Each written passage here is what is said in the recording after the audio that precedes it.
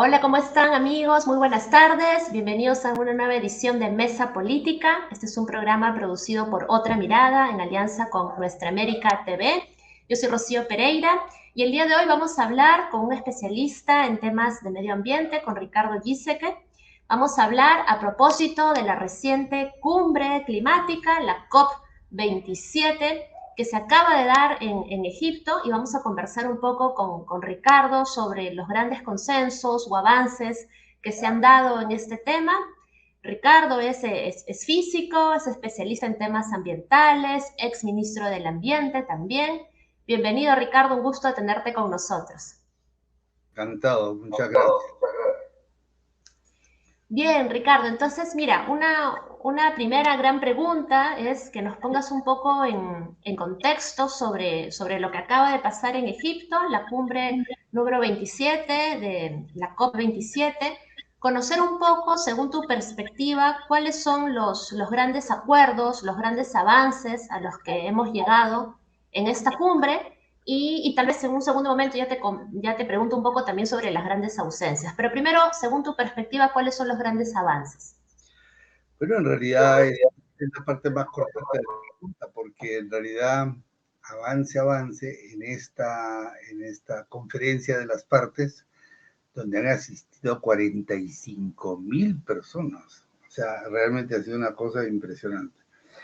El avance que ha habido es que desde hace mucho tiempo, te digo fácilmente, desde la COP del año 13 o 14, que se llevó a cabo en Varsovia, existe un reclamo de parte de los países, sobre todo en vías de desarrollo, que prácticamente no tienen industria, consumen muy poquito, más o menos como el Perú. El Perú tiene una participación de poco menos del 0,5% en la emisión de gases de efecto invernadero, esta forma de contaminar el ambiente para que estas partículas se recalienten y calienten la atmósfera completa. Entonces, el reclamo es caso del Perú para poderlo entender bien. Nosotros hemos perdido 60% de toda la superficie de glaciares que teníamos en el país. Es muy importante en el caso de Perú porque Perú tiene cerca del 85% de todos los glaciares tropicales del mundo. Entonces, cosa que a nosotros nos ha parecido siempre natural que los cerros en la parte alta tengan nieve, pero eso no es natural cuando estás en la zona tropical, ¿no es cierto? Pero en fin. Y entonces nosotros tendríamos que poder establecer y decir, a ver, señores, yo no he hecho nada para que se caliente la atmósfera de esta manera. Sin embargo, he perdido el 90 o el 80% de todos mis glaciares. Y mis glaciares me daban unos servicios ecosistémicos, unos servicios, concretamente hablando, que eran unos reguladores hídricos. Cuando llovía mucho, entonces parte de la lluvia se convertía en hielo y en nieve y se quedaba guardada en estos inmensos reservorios de agua en forma más sólida. Y cuando llegaba la época de sequía en la sierra, todos sabemos en el Perú que en la sierra puede haber 3 o 4 meses donde no llueve una gota. Sin embargo, hemos mantenido siempre la agricultura de secano, quiere decir que la agricultura que depende solo del agua que viene por temporadas, y hemos mantenido culturas que se han desarrollado en las grandes alturas. El Tiahuanaco, la cultura inca, han amanecido y han empezado más arriba de los 4.000 metros, y más arriba de los 4.000 metros no hay pues fuentes de agua, no hay ríos fácilmente, lo que hay es la escorrentía permanente de los glaciares. Entonces, ¿a quién le cobramos? Porque toda esa gente hoy en día ya está migrando hacia zonas más bajas. La gente que vivía en las punas arriba de los 5.000 metros ya no pueden vivir ahí porque ya el glaciar se ha subido tanto el manto de nieve que ya cuando chorrea agüita, cuando se derrite, chorrea por otros surcos y ya no llega a los sitios donde estaba. Entonces, tú sabes muy bien que donde no hay agua no se puede vivir y por lo tanto no importa qué importante sea la ciudad, simplemente se cierran las puertas, tienes que adaptarte. ¿A qué? A vivir en otro sitio porque aquí no hay agua. Entonces, este tipo de problemas o los problemas de, por ejemplo, se han empezado a notar en el Perú, caso del niño costero, con desastres terribles por todas partes, el caso del niño que viene más fuerte y más seguido y más frecuente. Entonces, ¿a quién le pedimos? Entonces tenemos que ir a tocarle la puerta a través de esta conferencia mundial sobre cambio climático, donde están los grandes emisores, los que no emiten nada, en fin, todos están ahí para podernos poner de acuerdo y decir, señores, ustedes han tenido un desarrollo magnífico, maravilloso, han quemado todo el carbón que les ha dado la gana, han quemado todo el petróleo que les ha dado la gana, todo, y sin tener la menor responsabilidad sobre que estaban contaminando toda la atmósfera del mundo. Y por lo tanto, necesitamos saber si ustedes ahora, que ya son países pudientes y ricos, nos pueden ayudar a resolver estos problemas. En muchos casos, por ejemplo, está dejando de llover, se están perdiendo cosechas o hay climas diferentes y más cálidos en la sierra. Entonces tenemos problemas. Y esto pasa, por supuesto, en Bangladesh, donde hay unas inundaciones gigantescas que no habían, y pasa en Filipinas, donde pasó un huracán y casi destrozó la mitad de todos los pueblos filipinos. Esta se ha logrado por fin en la COP27 ponerle un cerrojo y decir, muy bien, creamos un fondo que se llama el Fondo de Daños y Pérdidas. Y los que tienen que poner el billete ahí son los que tienen el billete. Los que gracias a nuestros recursos y a nuestro bienestar ahora están muy bien. Bueno, ahora veamos qué pasa. El problema es que no se ha logrado avanzar más que eso. O sea, han firmado cerca de 200 países que se arme el fondo.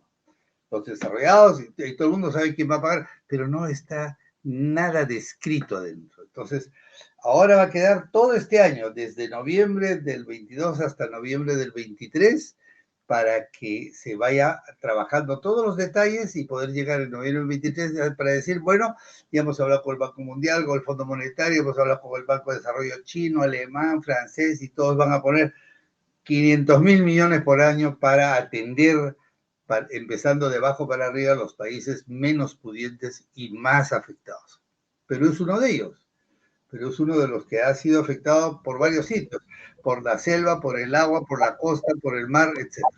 Entonces, este es el tema que yo digo, este ha sido el único gran logro de esta COP, que es un logro de haber sacado un titular y haber sacado ya por fin, ojo, ha costado sangre, sudor y lágrimas, porque como entenderás, cuando se habla de billete, entonces todos los políticos salen a decir, pues si me está faltando, si estamos en inflación, el barril está a $200. Bueno, ya se ha logrado. Ahora bien, Sí, sigue. sí, ciertamente tú has explicado uno de los grandes acuerdos que de hecho ha sido enunciado incluso en los medios de comunicación como un acuerdo histórico, ¿verdad? La creación de este fondo, ¿no? Para poder compensar un poco los daños que se ocasionan a raíz del cambio climático. Pero también esto viene con una crítica. Tal vez puedes explicarnos un poco sobre cuáles son las críticas a la creación de este fondo, que entiendo que van a cómo se reparte finalmente el dinero que se logre juntar. Se sabe a quién le van a pedir, cómo vas a demostrar que esos daños que quieres reparar son generados por el cambio climático, no sabes en qué montos, le va a tocar algo a China también, porque también han sufrido una serie de desmanes, le va a tocar a Rusia, o ellos son en realidad más responsables de haber generado toda esta contaminación y este calentamiento brutal que se convierte en cambio climático. Entonces, no hay nada, solamente está el titular. Esto parece algunas leyes que tenemos en nuestro Congreso. Sale el gran titular, ya, y entonces después abajo todavía no hay nada. Entonces, por eso decía yo, ahora están todos los países empezando a trabajar con su cincel y su martillo, qué cosa va a hacer y dónde, y están yendo los responsables. Tú sabes que en la Conferencia Marco de Naciones Unidas para el Cambio Climático tiene su presupuesto, igual que UNESCO, igual que UNICEF, igual que estos, y por lo tanto tiene una estafa dentro de gente que son los que van trabajando y van llamando a ver de los países quienes quieren colaborar, los economistas, los físicos, los astronómicos, lo que fuera, justamente para sentarse a trabajar este tema. Entonces, por un lado tenemos eso y ya, está, digamos, se ha puesto la primera carta, pero falta todo lo demás. Cuando tú defines un fondo, es quién lo maneja, cómo se maneja, qué fondos disponen, quiénes podrían ser elegibles, cuándo podrían ser elegibles, en qué monto, todas esas cosas no están. Entonces, Es un triunfo a medias, es un triunfo desde el punto de vista más cualitativo que cuantitativo por ahora. Pero Claro, se nos han quedado mil cosas en el bolsillo, ¿no? ¿Qué es lo que me estabas diciendo? sí, hacia eso vamos también, que nos comentes un poco cuáles son las ausencias, ¿no? Las grandes ausencias de esta cumbre, porque entendemos que, a ver, la COP en todas las ediciones, esta es la edición número 27, pero un poco la idea y el sentido de esta cumbre es que los países se puedan comprometer a reducir pues sus emisiones, ¿no? Y los países se comprometen tal vez de distinta manera, en distinto grado, lograr tal vez, ¿no? Entiendo yo que la meta era lograr limitar la temperatura del mundo a 1,5 grados, ¿no? Al final de esta centuria. Entonces, si nos puedes explicar un poquito más sobre este aspecto y qué tanto se avanzó o no se avanzó. En el año 2015, en la COP21, en París, se acordó que efectivamente los países finalmente se iban a poner cada uno una cinta de responsabilidad en la cabeza, en el brazo, donde fuera, para hacer sus propias ofertas de reducción de gases, de emisiones de gases de efecto invernadero. O sea, voy a evitar la deforestación y entonces con eso voy a rebajar 20 o 30% mi aporte de gases de efecto invernadero hasta el año 2040 y hasta el año 2060, 50% más, lo que fuera. Lo que quiero decir es, en París los países decidieron, porque no es posible que un país le imponga a otro qué cosa va a hacer, ¿no es cierto? Entonces aquí, oiga, pongámonos de acuerdo, el gran acuerdo de París es que todos los países se pusieron de acuerdo en que cada uno va a definir su tarea y se va a comprometer a cumplirla. Pues en principio así fue, pero resulta que hoy día, fíjate que hoy día es en la COP27, 8 años después, de 196 países que acordaron los acuerdos de París, quedan 160 que todavía no han puesto sobre la mesa cuántos se están comprometiendo a reducir. Están más o menos, están puestos así, están calculando. Es como decir, ¿sabes qué? Este es un problema así muy importante, pero ya no importa para mañana. El tema es que el clima es como el tiempo, no para de malograrse, no para nada. No importa que venga el COVID o que no venga el COVID, la Tierra se sigue calentando. ¿Qué significa 1.5? En realidad, cuando se empezó la COP21, el tema era que el IPCC, que es la instancia intergubernamental de todos los países para el cambio climático, que es un cuerpo de científicos, de más o menos unos 2.000 científicos a título personal. Trabajan dentro de universidades, en gobierno, etcétera, pero no representan a nadie ni a instituciones. Este IPCC entonces trabaja muy bien, trabaja como un árbitro perfecto, y ellos dijeron 2 grados, nos parece, te estoy hablando del año 2013, por más o menos, un poquito antes, dijeron 2 grados nos parece que es lo más que podemos dejar que caliente la Tierra. 2 grados ¿desde cuándo? Desde que empezó la época industrial, desde que se empieza a consumir brutalmente petróleo y esto. Y yo lo he explicado varias veces, pero es muy importante decir, la Tierra siempre ha tenido, los últimos 3 millones de años, ha tenido temperatura promedio de 15 grados. Día y noche sumados, los grandes nevados, los polos norte y sur con sus grandes hielos y los desiertos, sumado todo, 15 grados. Si la atmósfera tenía dentro, en promedio, 15 grados. 15 grados hacía la temperatura perfecta para el desarrollo orgánico de las personas que somos y la vida como la conocemos. Los insectos, los coleópteros, los mamíferos, todos han nacido en ese entorno. Y entonces, decir 2 grados ya no es 15 grados, pues ya es 17. Entonces, probablemente habrá una cantidad impresionante, inconmensurable de cosas vivientes en la Tierra que no van a aguantar esa temperatura. Entre otros, además, el sistema del clima completo. Y entonces, los del IPCC afinaron su tarea y dijeron, no, señor, 2 grados es demasiado. 1.5 es lo deseable porque después de 1.5 la Tierra puede empezar a generar solita su sistema de no retorno. Puede empezar a degradar una cosa, que degrada otra, que degrada otra, y ya simplemente no tenemos chance de actuar. Entonces, por eso se hablaba del 1.5 desde la COP21 del 1.5. Y la idea es, oiga, estamos efectivamente trabajando por el 1.5, porque si no, el clima de la Tierra se puede salir de las manos. Sin embargo, en esta COP no se ha tocado el tema de 1.5.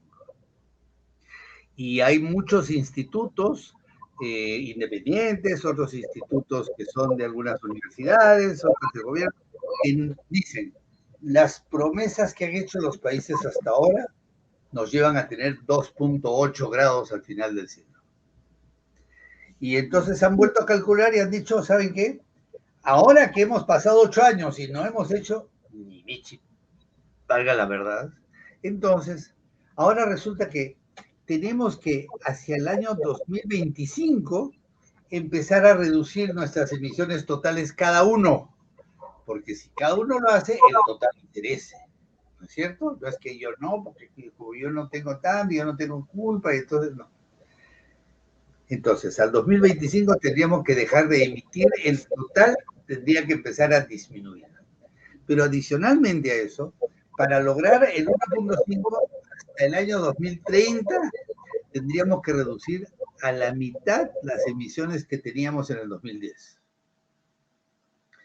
Son metas que son cada vez más duras y que, claro, como los políticos no entienden, son como el avestruz, meten la cabeza ahí abajo entre sus papeles o entre sus negocios y no entienden que están jugándose el porvenir. De ellos no me importa, pero de sus hijos y de los nietos, de todas maneras, ¿no es cierto? Entonces, sí, no, muy preocupante el panorama que nos comentas. Además, porque sí, son metas exigentes, pero precisamente son más duras y más exigentes porque no hemos hecho la tarea antes, ¿no? Entonces sí pone la valla más alta y preocupa pues que en la COP27 este tema no se haya abordado. Y Ahora, entonces, hay algunas verdades concretas. Si tú quieres dejar de emitir y tú quieres que la Tierra no llegue a esa cantidad, tienes que empezar a dejar de consumir hoy petróleo, gas, carbón. Tienes que empezar a dejar de consumir. No es que yo voy a seguir consumiendo. Lo que pasa es que como hay tantos lobbies empresariales, sinvergüenzas, al estilo de nuestro Congreso, que solo miran su bolsillo, entonces ellos dicen, no, ¿qué cosa vamos a invertir en qué cosa tan locos? Esto es lo que hay. Y bueno, viva usted pues sin petróleo y sin gas. Entonces, tampoco se ha tocado esa urgencia que dice, tenemos todos que reducir. No es posible que el Perú salga y diga, voy a masificar el gas. El gas está clasificado como un combustible que no va a nivel mundial. Incluyendo los Estados Unidos, ya tienen fijadas metas de reducir entre 30 y 50% el gas. Él es el mayor exportador de gas del mundo. Ya van a dejar de producir 50% hasta el 2030. Pero nosotros vamos camino a la masificación. O sea, es que estamos locos. bueno, ahí has tocado un punto importante y tal vez un poco polémico, ¿no? Porque cabría preguntarse cómo es que el Perú puede reducir efectivamente sus emisiones, dado el cambio de matriz energética que el Perú ha hecho ya hace algunos años y donde de manera principal, ¿no? El gas es la principal fuente de energía. ¿Cómo el Perú se podría adaptar, ¿no? ¿Cómo su matriz energética podría adaptarse a estos nuevos cambios que requiere el contexto? De acuerdo, yo pienso que no hay que ser ni Blackaman, ni hay que tener un cerebro de desarrollo para ver cómo llegamos a Marte, ni siquiera de ingenieros de la NASA. En el Perú existen casi 3.000 kilómetros de costa y por lo tanto casi 3.000 kilómetros de lo que llamaríamos de la cordillera baja, directamente sobre la costa, ¿no es cierto? Y todas esas zonas gozan de un sol espectacular prácticamente todo el año. Por eso son desiertos. No llueve. Y no llueve por una serie de razones, entre otras unas muy geológicas, ¿no? Tú sabes que en el borde occidental de América del Sur, existe toda esa corteza, toda esa costa que va desde, vamos a ponerle desde Guayaquil hasta el sur de Chile.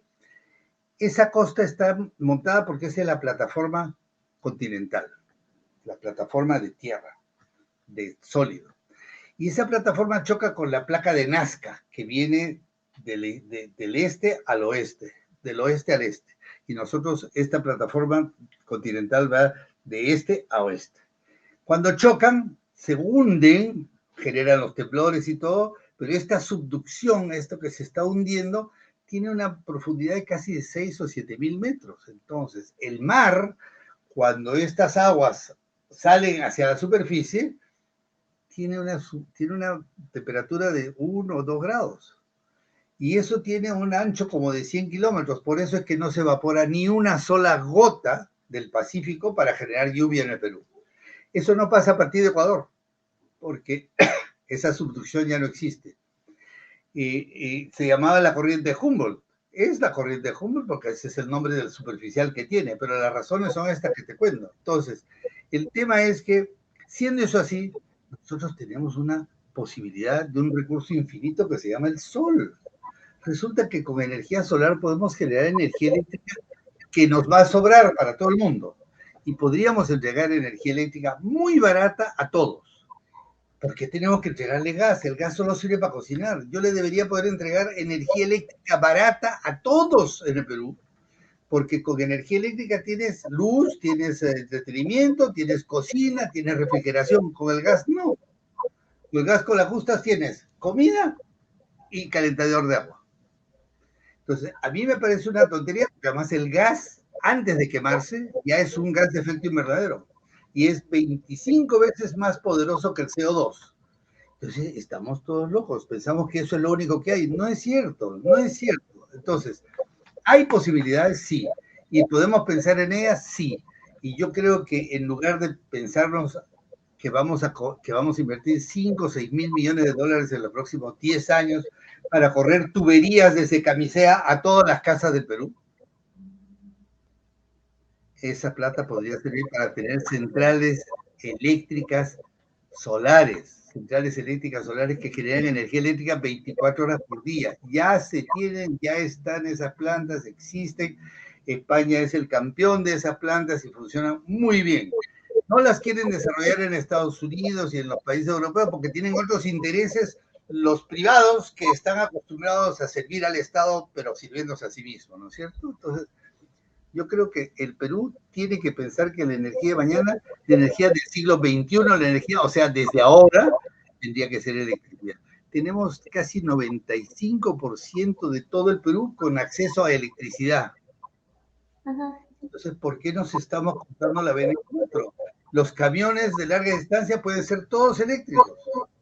Y hay que pensar solamente en que vamos de aquí para allá y que en 5 años o 6 ya debería estar eso así. Si no lo hacemos, porque, ay, qué barbaridad, cuánta plata, eso no puede ser, ¿cuándo nos va a costar? En realidad todos estamos queriendo quedarnos en nuestro pequeño nicho de seguridad y de aletargamiento, ¿no? Pero eso nos va a llevar a que perdamos lo que tenemos ahora para nuestros hijos y nuestros nietos, así de simple. Sí, sin duda has tocado un punto bastante interesante y de hecho también puede ser bastante polémico porque hay intereses de todo tipo, opiniones también de expertos de diversa índole, ¿no? Cambiar Expertos ciertas del siglo reglas XX. Yo le llamo expertos en energía del siglo XX, no del siglo XXI, ¿no? Sí, y requiere además de amplios consensos, ¿no? De la ciudadanía para saber, ¿no? Cuál es el futuro de la energía en nuestro país. Y bueno, Ricardo, ya estamos entrando a la parte final, ¿no? De la entrevista. Yo quisiera que tal vez brevemente nos comentes cuáles son los impactos, ¿no? Que el cambio climático ya está dando. Y, o sea, que no es una cosa que va a ocurrir mañana, más tarde, sino que ya viene ocurriendo mientras los grandes políticos se toman su tiempo en generar consensos en la COP, ya los efectos los estamos viviendo en el día a día, ¿no? Entonces, si nos puedes brevemente decir cuáles son los efectos en el país y además también finalmente qué es lo que podemos hacer como sociedad civil para poder también levantar la voz sobre estos temas. Bueno, yo creo que cosas como esta que estamos haciendo de conversar en castellano y no en difícil para la gente es un tema extraordinariamente importante. Hay que hacer mucha divulgación. Yo nunca hablo de educación, hablo de información. La gente no necesita que la eduquen todo el tiempo, pero sí que le den la información correcta para tomar las buenas decisiones. Yo creo que la gente efectivamente hoy día necesita energéticos de bajo costo porque hay un aumento de la vida del diario extraordinariamente elevado que no tiene sentido. Nosotros no podemos depender de gentes que nos venden nuestros recursos a precios internacionales. Eso no tiene ningún sentido. Eso pasa con el gas de camisea, eso pasa con el GLP, eso pasa. Vivimos de eso, de nuestros recursos, pagándolos a precios internacionales. ¿Sabe qué? Yo creo que la primera ola tiene que salir con toda esta patraña de, yo le llamo galimatías jurídicos que nos tienen metidos en estas cosas, que no se puede, que sí se puede, que el contrato ya se acabó, es otro mundo.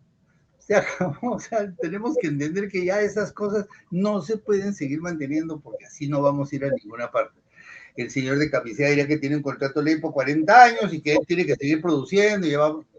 Hombre, yo creo que ya debemos poner los pantalones largos y decir, bueno, basta, ¿no? Y por lo tanto, mira, aquí el tema del agua se nos está poniendo color de hormigo y así todo un montón de cosas, ¿no? Que el cambio climático nos está apretando despacito, pero como el sapito que está metido en la olla, que solo se da cuenta que está a punto de morir cuando está por hervir el agua. Bueno, Ricardo, muchas gracias. No hay tiempo para más, pero sin duda es un tema que da para seguir reflexionando, para seguir conversando y que la sociedad civil también se involucre en estos temas. No son temas ajenos, no son temas de investigadores especialistas, es un tema que nos concierne a todos y todas. Bueno, amigos, muchas gracias por sintonizarnos. Si les gustó, compartan este programa y con ustedes será hasta una siguiente oportunidad. Muchas gracias. Muchas gracias, Rocío. Muchas gracias.